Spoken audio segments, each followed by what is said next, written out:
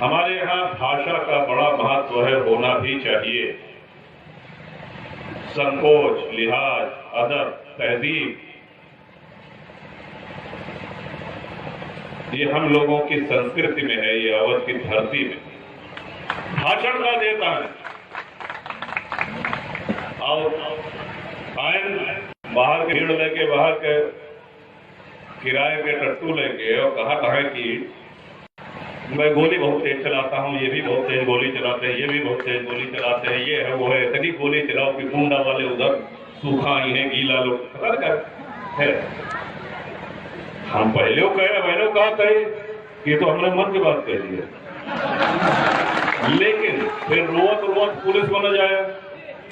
जैसे नहीं एक अच्छा, ये सब नौजवान है, बुजुर्ग है, सब जने अपने नौजवानी में खेलत रहा हुई है, सब जने हम खेलत रहे कि गुल्ली टेना खेला था। अब क्रिकेट वाले ज्यादा बढ़ कहा जो, तो हर टीम में एक रोवंटाहा खिलाड़ी होता रहा, रोवंटाहा खिलाड़ी जौन के जो है 2 बॉल में अगर आउट हो जाए तो कहा कि ना यार हमने खेला, अभी बल्ला हमारा अब दे, अब हम फील्डिंग न करें। और गुल्ली टेना में जब पता ही लगे तो मेरे बाद छोड़ छाड़ के भाग जाएंगे, बाबू बुलाओ तो हम जाते घरे। ये हो रोवंटाहा खिलाड़ी जेका के खिलाफ पसंद नहीं करते। हम तो तुम्हारी हर शर्त पे खेलने को तैयार हैं, खेल तो बताओ क्या खेलना चाहते हो, क्या खेलना चाहते हो। लेकिन रोया ना, फिर एक बाद ये लोग कहा कि बड़ा अत्याचार हो रहा है, पुलिस से बचाइए बचाइए, चुनाव आयोग, त्राहिमाम, ये सब न हो, क्योंकि प्रस्ताव आपकी तरफ से है गोली चलाने का, हमने कभी नहीं कहा। हमने जनता के बीच में उपस्थित विभाग का दुख दर्द बांटने में, और आप लोग साक्षी हैं, कभी भी जो एप्लीकेशन आई है, सवेरे हो शाम हो, चाहे वो मरीज हो, कभी हमने जाति पात पूछी हो तो बताइए, हमारे संस्कार में नहीं है, हमारे स्वभाव में नहीं है, ये ऐसी घटिया सोच नहीं है। सेवा करके अपने आप कभी जात मजहब ये दिमाग में नहीं आता है। और जो लोग जाति की और मजहब की बात करते हैं चुनाव में, एक बात हमेशा याद रखिएगा, वो अपने हित के लिए करते हैं, अपना स्वार्थ साधने के लिए राजनेता आते हैं और जात पात की बात करते हैं। आपकी जरूरत और उनको जाति नहीं याद आएगी। अगर कोनो गरीब बिटिया की मदद करे कोई भी आहे में, तो वो समय नेता ना यह कि हमारे तरफ से क्योंकि इलाज करावे खो, तो समझ जातीय नेता ना, यह जातिवाद तब याद आवा था जब वोट के मामला आवा था। हम ये बिरादरी, वो बिरादरी, ये है वो है, फलान ठिकान। और 25 वर्ष से कुंडा का एक और रिकॉर्ड रहा है कि सारी राजनीतिक पार्टियों को ध्वस्त करके आपका आशीर्वाद हमको मिलता रहा है, और उसकी वजह है कि आपने अपना परिवार माना है। और परिवार में एकता है, चट्टान जैसी एकता। आपसे राय लेकर के आपकी इच्छा अनुसार ये जनसत्ता दल बना है, ये आपकी अपनी पार्टी है। फुटबॉल खेलता हुआ खिलाड़ी इसका चुनाव निशान। शैलेंद्र जी आपके सांसद भी रह चुके हैं, और सांसद रहते हुए लोकसभा टीवी जब लगाते थे तो ये बोलते हुए दिख जाते थे, क्षेत्र की समस्याओं को प्रभावी ढंग से, मुखर ढंग से वहां पर रखने का काम किया। और पिछली बार जब चुनाव हारे, एक ही दौर याद रखिए कि 80,000 से तो कुंडा उस समय धारा के विपरीत जिताए दे रहा है, धारा के विपरीत। वो लहर ऐसी थी कि उसमें बहुत से सांसद, विधायक, मंत्री अपना बूथ नहीं जिता पाए थे। बूथ अपन बूथ नहीं जिता पा रहे विधायक। तब आप लोगों ने शैलेंद्र जी को 80,000 से जिता करके यहां से भेजा था, और शैलेंद्र जी हारने के बाद भी बराबर आपके बीच में मौजूद रहे हैं। जिस लायक रहे, फोन करना, उठना बैठना, शिष्टाचारी है, बोलचाल की तहजीब है, अदब है, कायदा है।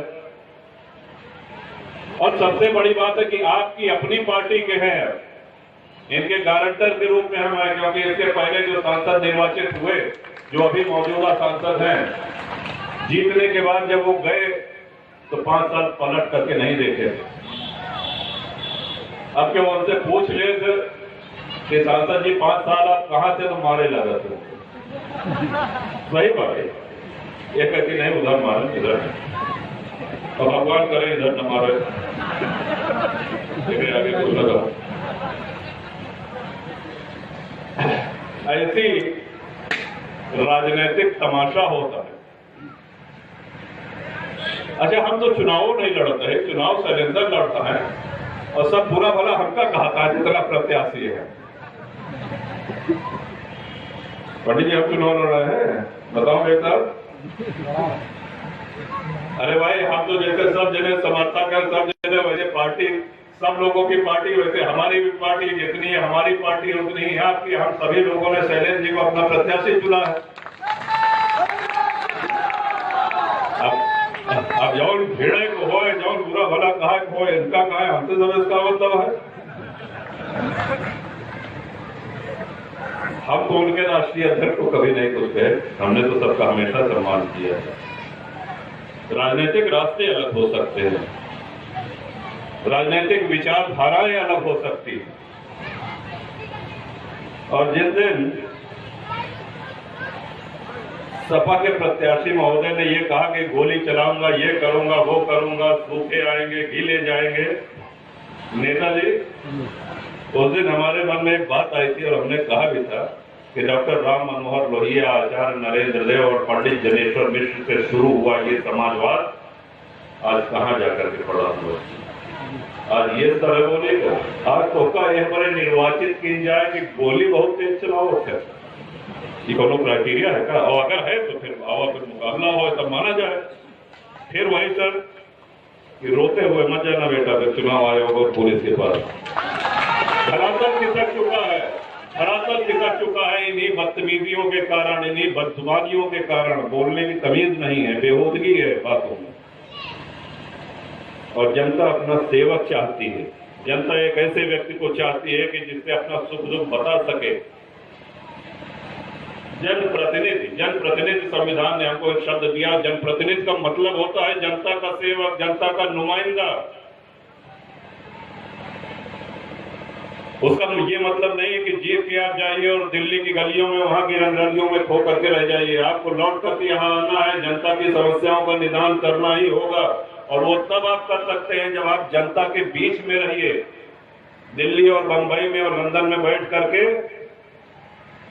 आप जनता के सुख दुख से को समझ नहीं सकते हैं, न ये जान सकते हैं कि किसको क्या दिक्कत है। सड़क, बिजली, पानी, अस्पताल, डॉक्टर, बिजली, पेयजल, सिंचाई जल, ये सब तो सामान्य बातें हैं। लेकिन जब किसी गरीब, मजदूर, किसान, लाचार, बेबस इंसान का कोई जमीन कब्जा करता है, कोई प्रताड़ित करता है, कभी दरोगा झूठा मुकदमा लिख लेता है, कभी तहसीलदार, लेखपाल, एसडीएम, तमाम समस्याएं होती हैं, वो किसके पास जाए और किससे अपनी व्यथा करे? उसकी समस्या को कौन सुनने वाला है? और उसकी बहुत बड़ी आशाएं नहीं है, बहुत बड़ा काम नहीं है। वो सिर्फ इतना चाहता है कि हमारे साथ न्याय हो जाए, हमारे साथ इंसाफ हो जाए। और संविधान ने वो ताकत दी है एक जनप्रतिनिधि को कि वो न्याय करे, और वही करता आया हो बगैर जाति पात, ऊंच नीच, धर्म मजहब देख करके। चुनाव तो हर जगह होते हैं, चुनाव हर जगह होते हैं। जब से भारत में लोकतंत्र आया है, जब से